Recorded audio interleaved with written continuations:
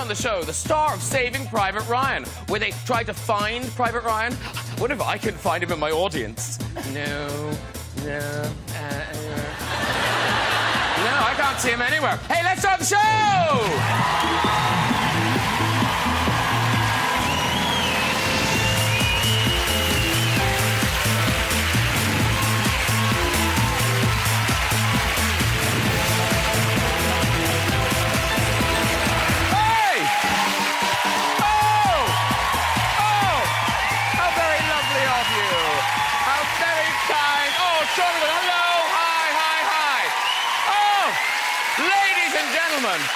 Oh, you are in for a treat. What a star-studded lineup we have for you tonight. Hollywood superstar, Private Ryan himself, Matt Damon, is on the show. I know. Hey, the Earl of Grantham, Hugh Bonneville, is here, ladies and gentlemen. The absolutely brilliant Bill Murray is on our show tonight. Yeah, I know. Plus, we got music from the marvellous Paloma, everybody, yeah. It's not bad. Not bad, eh? Right. Delighted to welcome Matt Damon to the show. Now, of course, his most famous series of films is the Bourne trilogy. We all know them. There was Bourne Identity, Bourne Supremacy, and then I think Bourne Stupid. That's just silly. Matt recently starred with Scarlett Johansson in the drama We Bought a Zoo. Now, I was less keen on the Danish remake, We Bought a Zoo and Shot the Giraffe. What were they thinking? A zoo in Denmark has killed a giraffe they didn't want. Do you think the giraffe knew it was going to be shot? Do you? Nothing.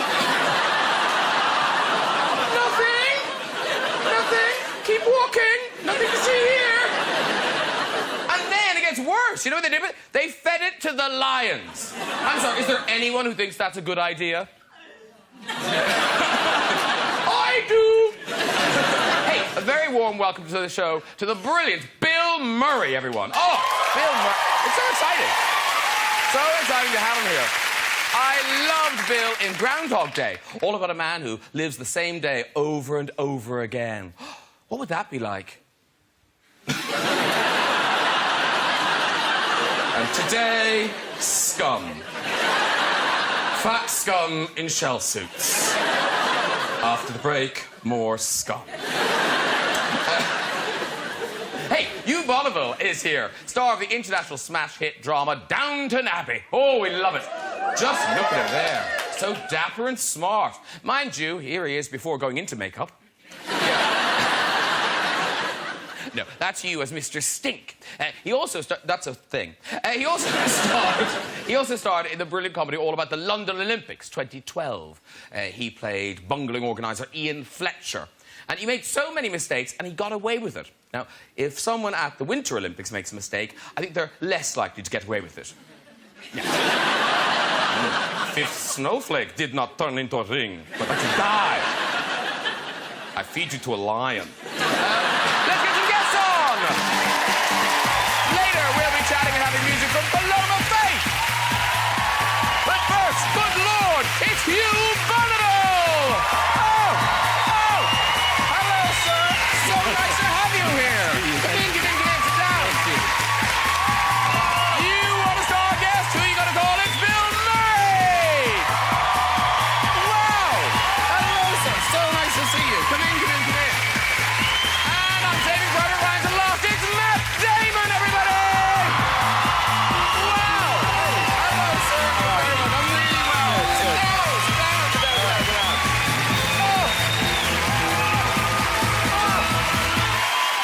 I know, it's good, right? It's good. It's a good one.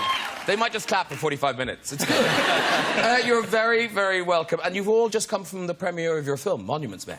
Yes. Yeah. Yeah, with a That's baying... why we're drinking champagne. We have Just champagne. celebrate. Yes. Yeah. In fact, now, why is yours not in a champagne glass, Hugh? Do you want people to think, oh, I'm just a man of the people, simple white wine from me? No, I just like drinking more than anyone else at one time. Oh, right. Yeah. Let's get started if we... Yeah. Hey. Thank you. We can do it. Ready? Cheers. Cheers. 1, 2, 3.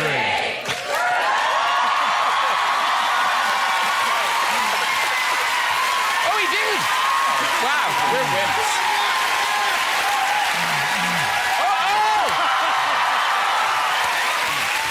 Wow. Don't do this at home. Don't do this at home. God. That ginger ale is crazy. Now you should just ask us really personal questions. And actually, now, because it's a big crowd down in Leicester Square, and I just want to know, Matt, it's so odd, but people confuse you. They don't always know that you're Matt Damon. I get confused with Mark Wahlberg all the time. All the time. It literally happened. It happened last week. I was in New York and I was taking my kids to the park, and this guy at the subway, I walked by him and he goes, "Mark Wahlberg!" And I kept walking, you know. And we were downtown. I was going to Washington Square Park. I'm on Broadway, and he's like, "I see you, Mark Wahlberg." And he might have been a little drunk. Yeah, hello. But it was one of those things where he wasn't going to let it go. And I'm holding two of my kids' hands. It's, you know, and it's just, you know, "Mark, don't turn around, Mark. We all know it's you." And I don't turn around because I'm not Mark Wahlberg. But now everybody's looking, and so I turn the corner with the kids to get around the corner, and he comes running around the corner, and he comes up to me, and he goes, you know, "Come on, turn around. You got to turn around." And so I turn around, and the kids are totally confused. And I go, "How are you?" And he goes, "I'm good, man." And that's it. And that's all he wanted. He wanted me to just acknowledge that I was Mark Wahlberg. And another woman comes running up and says, "I love your work, and I love your brother's work as well." So I say, "I will be sure to tell Donnie Wahlberg." And that was the extent of my interaction. But it happens to him, too, because somebody posted this. I screamed, "Matt Damon." He didn't correct us at all. Mark and I talked about it years ago, and because it was happening to us all the time, and so we have a deal, and the deal is just, if you're mistaken for the other guy, you have to be extremely polite. I can't ruin his name, so when I'm Mark Wahlberg, I have to be on my best behavior. Well, I promise not to confuse you with Mark Wahlberg tonight. Okay. Unless you sit in my lap and play with my nipples. Which is... And I'm smiling. And he'd had one of these at the beginning of the show as well? I'm not sure what happened before the beginning of the show. And actually, in terms of meeting fans, Hugh, you get confused as well, not with Mark Wahlberg, but who do you get confused with? Well, in the old days when I had cheekbones, it was Colin Firth. And then... oh, there we are, you see. And then, latterly, Paul Burrell, the former butler.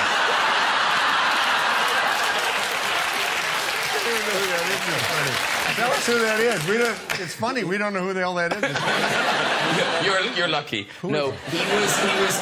What was he? Diana's butler or something? He was the butler. Oh, the to, butler. Oh, yeah, right, of course. And I was chased across Sloane Square once by a paparazzi who refused to believe that I wasn't him. Come on, Paul, come on.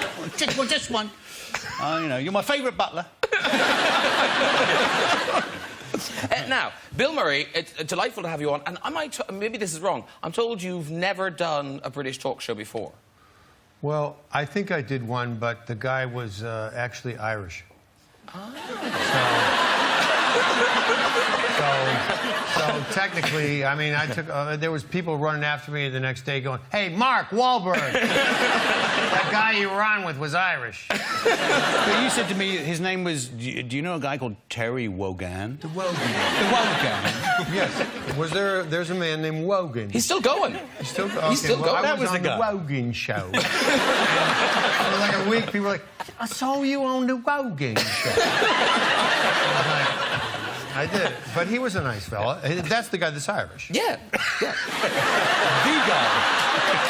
I should probably point out, I'm Irish too. Was... I'm Irish as well. You are? Yeah.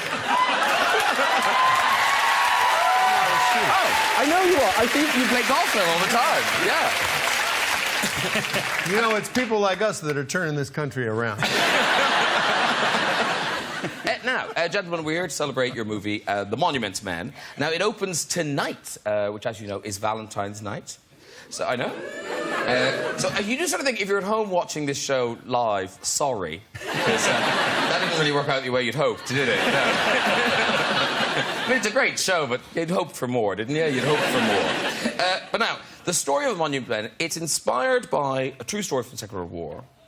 And it's I mean, not only is it an extraordinary story, but it's sort of amazing that no one has told this story before.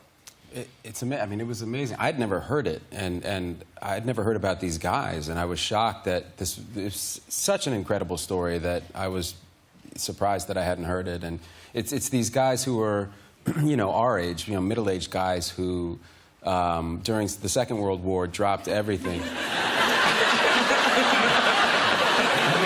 Well, he's still chasing that Colin Firth dream. Listen, the number of times I came up to him on set and told him how much I loved the King's Speech. But so there were these guys who had established careers. They were curators, they were professors, and art experts. And they were well past their soldiering prime, and they dropped everything and went to You've Picked Up the Glass. Lord Grantham has yeah. It's a great story. Keep talking. Okay. This is the only way I'm going to get out of here sober. I'm going to answer every question. You answer every question. But so these guys, at great risk to themselves, they basically believed, you know, all of them believed that the artwork that, you know, the bombarding that the Allies were doing and the things that might get destroyed were worth protecting, and that the art that the Nazis had stolen was worth, you know, their own lives to try to go and retrieve. And some of them died doing this, trying to protect the artwork because they felt that it had that much value to our culture and to our civilization. And to the world. Well, we've got a little clip. It's George Clooney, who plays kind of the head monument man. And he's, of course. And he's, of course, he's the head. Yeah, he's the main. Well, and he wrote it and directed. What's he going to do? I wasn't going to play my part. That stupid part. Yeah. He's got. This is the clip. This is the clip where he's recruiting you to be one of the monuments men. How's the ticker? Still ticking. You want to get in the war? Monuments men. Signed by Roosevelt. Oh, I see that. And to put a team together and try to protect what's left and find what's missing. Aren't you a little old for that? Yes. You want to go into a war zone and tell our boys what they can and cannot blow up. That's the idea. Okay, how many men? For now, 6. Jesus. With you, that's 7. That's much better. We're going to go through basic in Shrivenham, England, and then we wait for orders. Basic. Mm-hmm. Basic training. Us. Oh, boy. Beautiful. And was that you at the end? In the hat with the wine? Was that you? What, the waiter? What? No. Were you with the bar with the red wine? Was that No, you? no. Okay. No, I'll drop in later, I think. Okay. And you are in it, I've seen it. Yeah. I think so. You're very good in it. You are so much. Not quite as good as he was in the King's Speech. Now, it's a great film, huge Hollywood cast, and Bill, lovely to see you in a film. But how does it happen? Because is it true the thing you don't have an agent or a manager or anything? I don't have a agent or an agent.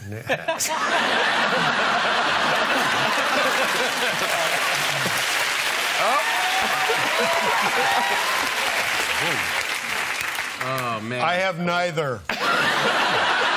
Whoa!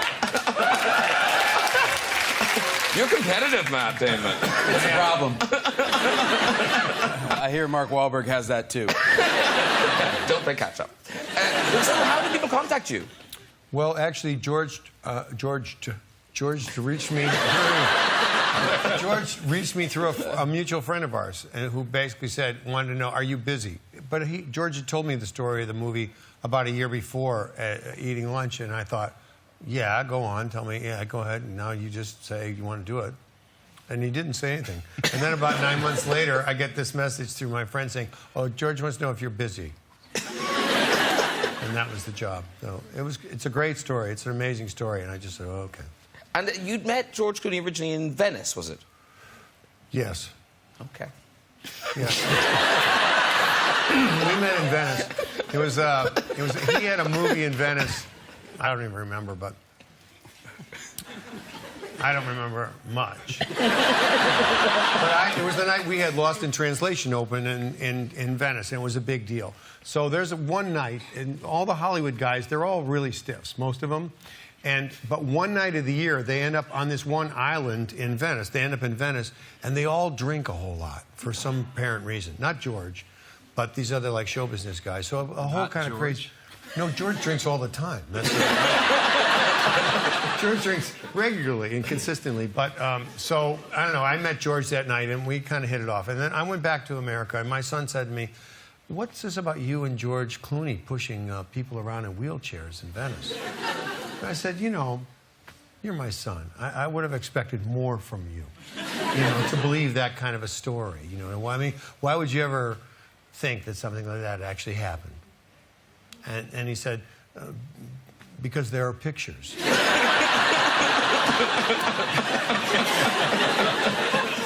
You know, and this is the age we live in. So, so it turned out that George and I were, like, taking women around in wheelchairs and trying to dump them into the swimming pool.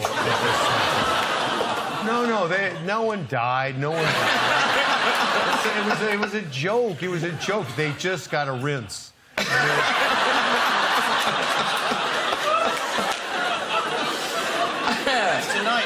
Tonight at the premiere, there were some relatives of the old Monuments Men's family, and a lady in a wheelchair came for a photograph with everyone, and she was there, probably in her 90s, and you sat on her knee. She was 97, buddy. 97. She was 97. She was. Respect. I asked Mark to do it first, and he wouldn't do it. He wouldn't do it, and I went and I sat on her lap. No, I find that if you look at someone like that, you see the wheelchair. When you see someone on their lap, you see a party girl. A 97-year-old party girl. And she loved every second. But wait a minute. I'll give you a story from a few days ago. We're in Berlin. We land in Berlin for the film festival. And the film festival is going to be the next day. We have press all day, starting in the morning. And it's 5 o'clock, and my wife and I are getting a bite to eat in our hotel, in the restaurant. And Bill walks up, and we're getting a snack because we're all meeting for dinner at 8. The whole cast is meeting for dinner. And Bill walks up, and he goes, "Hey." And I go, "Hey." And he goes, "I might miss dinner tonight." And I go, "Oh, really? Why? Are you not feeling well? Are you jet lagged? Like, what is it?" And he goes, "No, I'm going to go to Prague." I was like, "All right, you're going to go to Prague?" And he goes, "Yeah, I'm going to take the train." I'm like, "The train? We're in Berlin. Like, how far is that? I lived in Prague for a while. I've never done that." And he goes, "Oh, it's like 5 hours." I'm like, "Well, it's 5 o'clock now." And he goes, "Yeah, train leaves in an hour." Bearing in mind, we had press at like 9 a.m. the next morning. 9 a.m. the next morning. I'm like, "So you're going to take a train to Prague for 5? You're going to get there around 11 or around midnight?" And he goes, "Yeah, but I've never been there." It's pretty. It's a really pretty... Did you go? Oh, of course. You did it.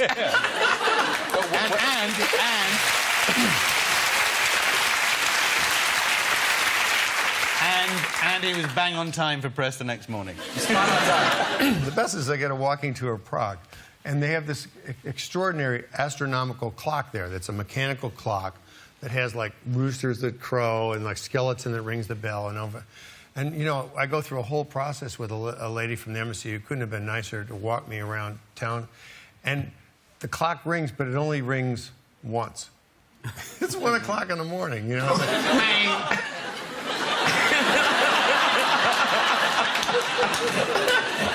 Okay, let's get a taxi.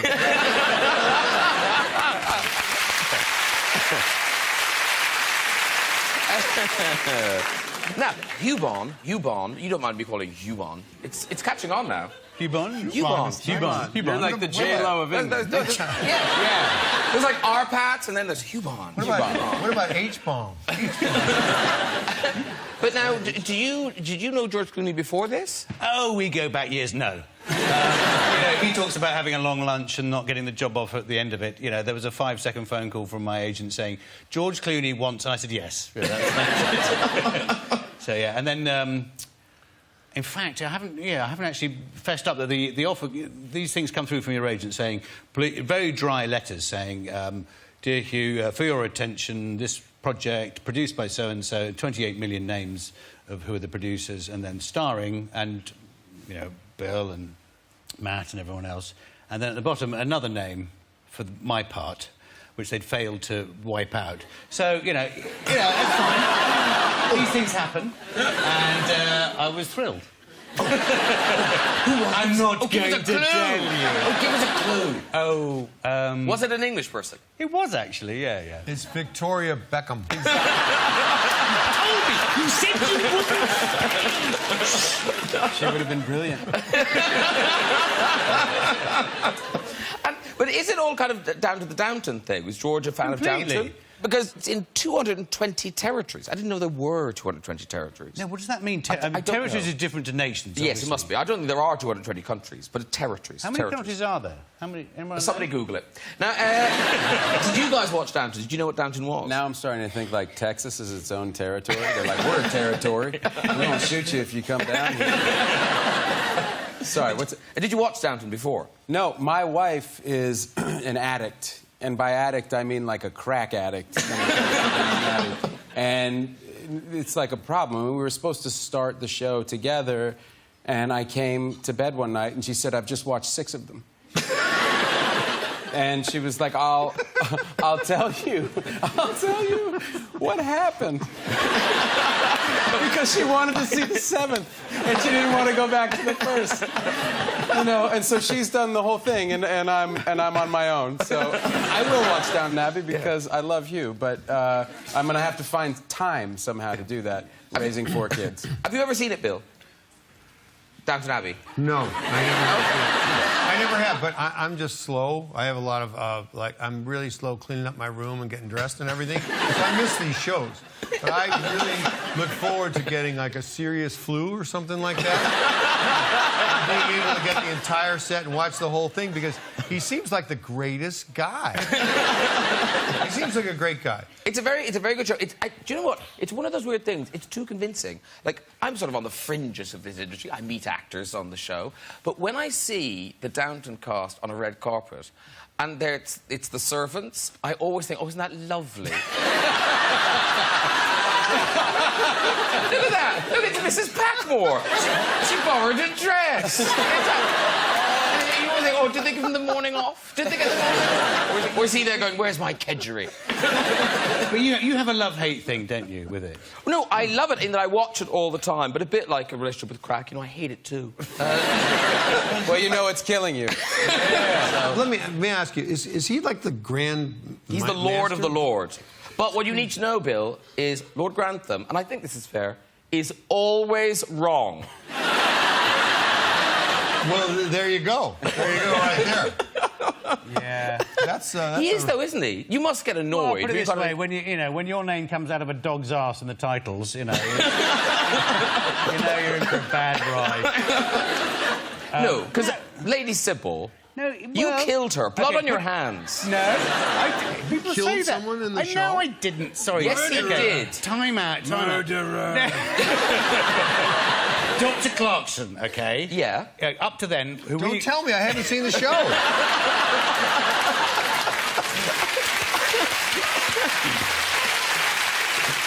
Up to that point on the show... He killed somebody, but I don't want to know. He killed somebody, but I don't want to know. Up to that point on the show, we call him Dr. Death on set because every decision he makes was terrible. Yes. So there is some sense in my character calling in some outside advice. Yeah. It happens to be possibly the wrong one, and, you know, she wants out of her contract, so she dies. Yeah. Wow. If you're watching in one of the 220 territories that hasn't got to that point in the story yet, hey, maybe she gets better. But I wouldn't join the Matthew Crawley fan club either. I wouldn't invest in that. I'm going for a pee. Excuse me. Are you really going for me? I'm going for a pee. Close-ups on them. Tiny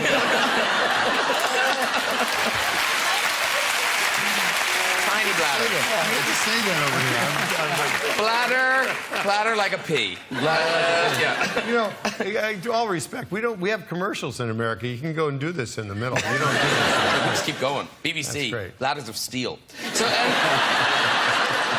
quickly, I just must ask you, the Lost in Translation, when you were making that film, I read that you had a particular phrase book in Japan. Is this true? That's true.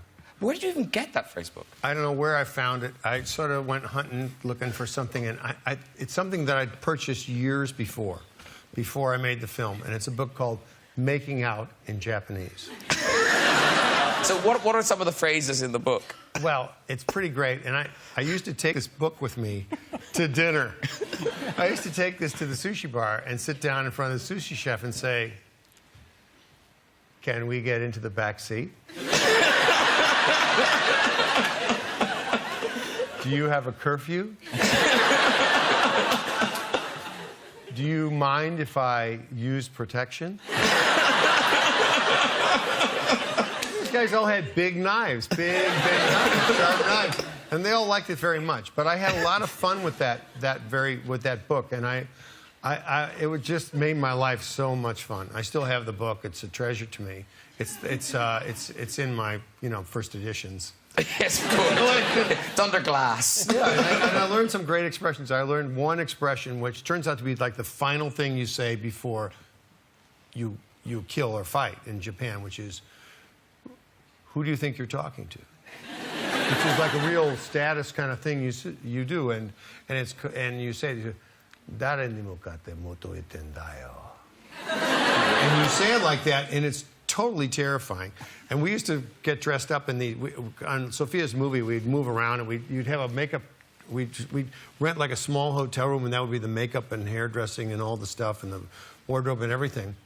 One morning, I'd gotten my first iPod. This is a long story. You got a lot of time. Yeah, go on. I got my first iPod, and I was singing like the Beatles. I was singing something like "Let It Be," something like that, really loud, at full volume. But it's 5:30 in the morning. And some guy steps out of his hotel room in his robe, and he comes down and he starts shouting at me. And I had the headphones on, and I just looked at him and I said, "Dare ni mukate moto." And this giant man just went completely white. His face went, because it's a Yakuza thing, which means now you're going to die. And the guy ran down the hall, slammed the door, and locked the door. So,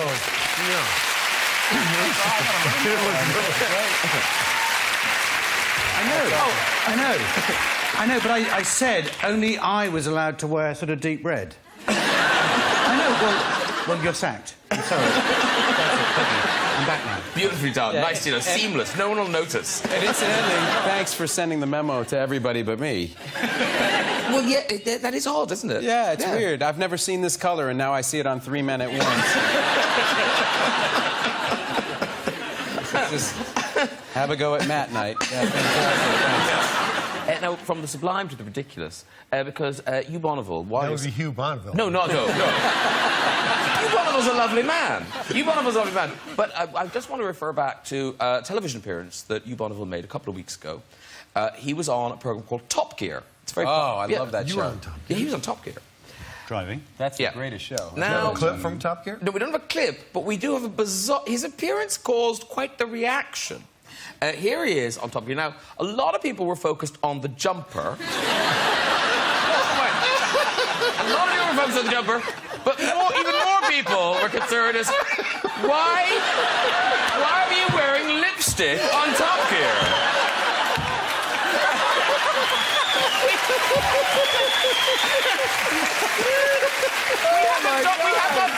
We haven't doctored that picture. I haven't got my glasses on. I can't see it. Trust me, you're wearing lipstick. You're wearing lipstick. There you go. I'm not wearing lipstick. I've never worn lipstick in my life. It does look like you're wearing That was lipstick. a very cold day. Well, I'm intrigued. I am here to say that I was not wearing lipstick. Hang on. It was cold because on Top Gear they say bring 2 sets of clothes. You're going to be boiling hot in the car and you're going to be freezing cold in the studio. And I thought, boiling hot in the car? It's a cold day in wherever we are, February. It's not going to be like that at all. I was roasting because you're exerting so much sort of adrenaline and sweat because you're in a, well, just right now, your lips are turning a different color. Because of you. And then you're in the studio in this aircraft hangar where apparently last summer it's either incredibly hot or, it's freezing this time of year. And last year, when Patrick Stewart was on, my lips are going red, aren't they? Yeah. That's really... They do! They just go red on TV. That's really weird. When Patrick Stewart... am this table. I am this table. It's an odd look for a man, but you carry it on. I'm like, what's her name's Pout the other week. So last year, apparently about 4 or 5 people... Stop giggling. About 4 or 5 people fainted while Patrick Stewart was doing his thing because it was so hot. And I thought, it's going to be very chilly. So I took my favourite woolly jumper, but not my red lippy, which I'd left at home.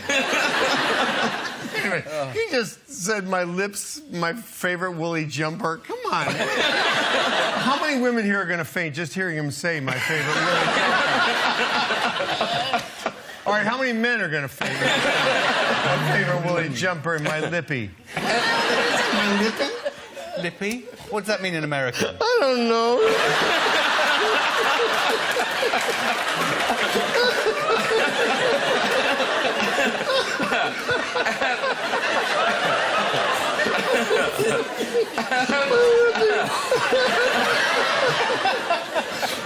Ladies and gentlemen, we must also wish Matt Damon all the best for Sunday. BAFTA, you're nominated. So good. It's for Behind the Candelabra, the Liberace film, which got a cinema release here, which is why you're nominated. It's so good, that film. Thank you. It's just brilliant. Thank you. I think the key to my performance was I borrowed Hugh's lippy. It gets around.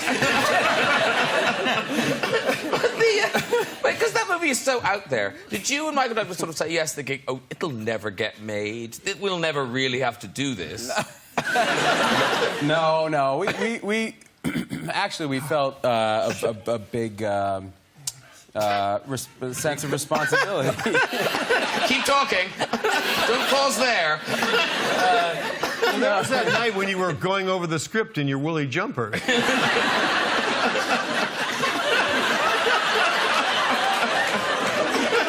my favourite woolly jumper. What am I meant to say, sweater? I actually asked it to wear a woolly jumper in every scene. Is this the scene where I'll take off my woolly jumper? So, in this scene in the hot tub, am I going to be in my woolly jumper? Have many guests walked off this show? Well, you already did to go to the factory. And they're going to keep that in, you know. Well, listen, good luck on Sunday. Mark Wahlberg, ladies and gentlemen. Mark Wahlberg. Yeah. Hey, Matt Dillon, lovely to talk to you. Thank you so much for being here tonight. Good luck with the Monuments Men. I loved it, and it opens tonight. And we just got another taste, and this is all of you getting into training. We have your architect from Chicago, Sergeant Richard Campbell. Oh. And we have a Frenchman, Lieutenant Jean-Claude Clément, Director of Design at the Chalet School of Fine Arts before the war. Is Preston here? Private Preston Savage. Private? That's not going to sit very well with him. It doesn't. And finally, we have your sculptor, Sergeant Walter Garfield. He's a good egg. I worked with him on the World War I Memorial in St. Louis. St. Louis. Hey, Stokes! How are you, old boy? Hey, Walter. How they treating you? They're taking it pretty easy on us. I think they feel sorry for us old guys. I don't much fancy an obstacle course. It's not so bad. By the end, you're just crawling on your belly while teenagers shoot blanks over your head. Well, yes and no. How's that? Yes, they are teenagers. And no? They're not blanks.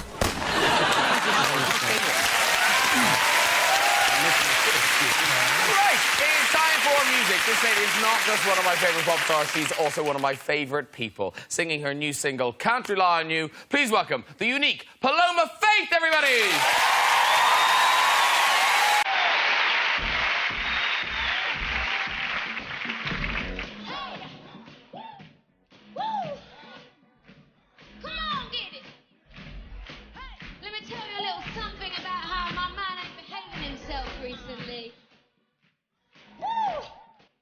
Help me, how are you gonna do love this way?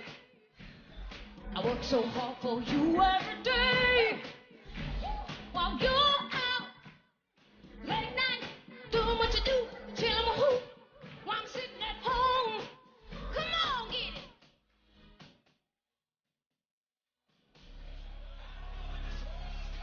I just can't rely on you. I just can't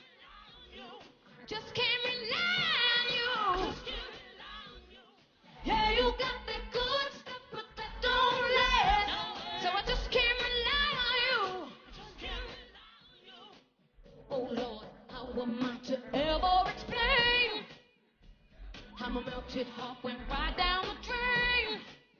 'Cause if you don't want me, want someone take me, he would take me right out your way. Come on with it.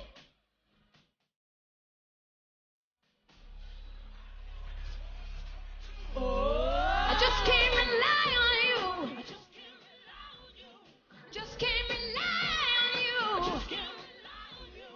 Yeah, you got that good stuff, but that don't last. So I just can't rely on you. Gonna go, I've heard that before. Really? You can say what you want, but I'm out that door. Can't stand there. Woo-wee. Oh, my man. Oh, Lord.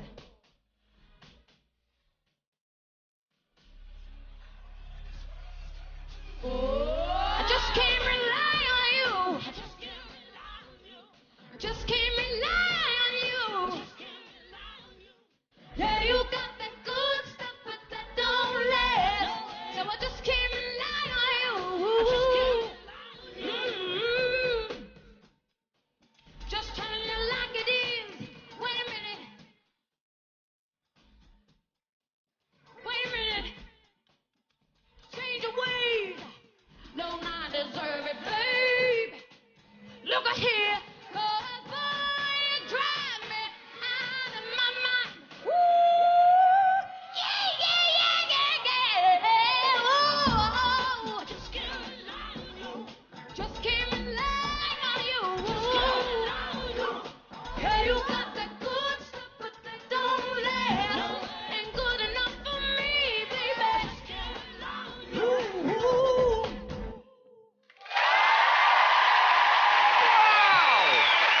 Wow! Thank you. It's a hit! Paloma Faith! Wow! Come on overdue! Beautiful! That's a hit, Hello. Well, gorgeous. Come and sit down, dude. Hi. Look, it's Hugh Paloma Faith. It's Bill Murray. Damon. Congratulations. Very good. Gorgeous. You've done a great job. Sit down. Thank you. Oh. You don't mind. Is this? Bill Murray, stop that! Stop that! Stop that! Guys, I'm known for grace. I really am. Well, Thank you. you appeared to be done on the one side, and we thought we... I can only apologise, Paloma Faith. I'm so sorry. Sorry about Oh, that. this is lovely, isn't it? It's over. So listen. Yeah. Are you eating her shoe? That's one hell of a shoe. Give it to her with the lippy. I just love that Lord Grantham's a freak. Paloma Faith, Yes. before you get eaten, that single is out on February the 23rd. It is, thank you. New album is on the... It's March the 10th, and March it's the called 10th. A Perfect Contradiction, which I think these three gentlemen definitely fit into. And it's all kind of up-tempo-y stuff. It's dancey stuff. It's kind of upbeat. It's disco and fun, and it's like, if it's all gone to shit, then let's just have a dance. Yes! Yeah! Can you say "gone to shit" over here? Yes. Apparently we can. Well, then let's dance. And here's an odd thing. You haven't met the guys on the couch before, have you? No. But you've got to know them very quickly, I would say. But you have met George Clooney. I have met George Clooney. I was at, I opened the BAFTAs last year, actually. It's great. All right, good. And he said that he noticed that I kept going to the toilet. And I was like, why haven't you been to the toilet? Like, all night he hadn't been to the toilet. And he told me he had a colostomy bag. I was just wondering whether on set he went to the toilet much, or if you've noticed. He must have really trusted you. Yeah. You normally have to know him for like a decade before he lets you in on that. Yeah, well. Listen, we're going to go to the red chair just before we go to see who's there. Who's up? Who's up? Hello. Hi. Hi. For once, you're quite glad you're at a distance, aren't you? So, what's your name? Rebecca. This is Rebecca. And where are you from, Rebecca? New Zealand. Oh, you surprised me. Time out. Can I just ask you really quickly? Yeah. So this is a situation where we're allowed to... if one of us pulls this lever, she flips. Yeah. Okay. As you just did with me. This is literally like the Milgram experiment. Yeah. It's like fantastic. Okay, that was her. I hope her story wasn't very good. I'm imagining it wasn't. Wow. So if you don't like her story, you pulled this lever. But that was really real. That was really real. That was a human being. I thought it was rehearsed, you know, or cut in or in some way. That was real. You did that. That just happened. And she went, you know, that's incredible. I didn't do it. That's He did TV. it. I didn't do it. Did you grow up in a forest or something? That's vodka. That's vodka. Down in one. Wow. Thank you. I just needed to catch up. Yeah. Let's see what you got, Scotty. Let's see what you got. Come on, you're such a rock and roll star. Let's see. One more. What a waste. Ladies and gentlemen, her rehab is taking. Quickly, let's try someone else in the red chair. Okay, quick. Let's see if we can get a story. Hello, nice lady. Hello. What's your name? Jessica. Jessica. Can you hear Jessica? Pardon? No, I'm not talking. She's so sweet and she's French. She's adorable. I don't think she's French. She said, didn't she say like pardon? No, she said pardon. She's posh.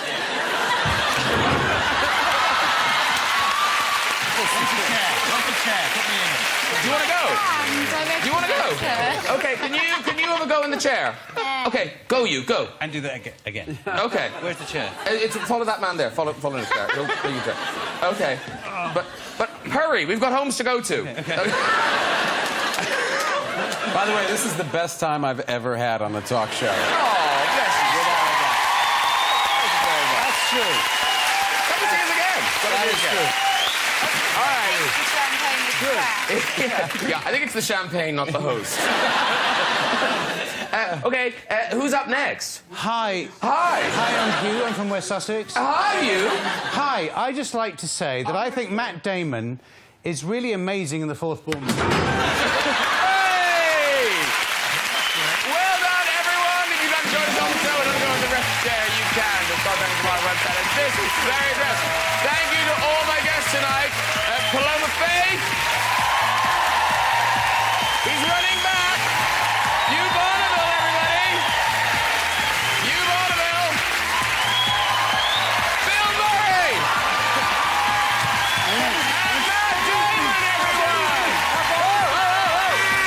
Join me next week when my guests include British actor Donkey Cooper and singing star Lillian. And I'll see you then. Good night, everybody. Bye-bye. Quick, go. David versus Goliath in the Pound Shop Wars, next on BBC One. On BBC Three, comedy with Family Guy.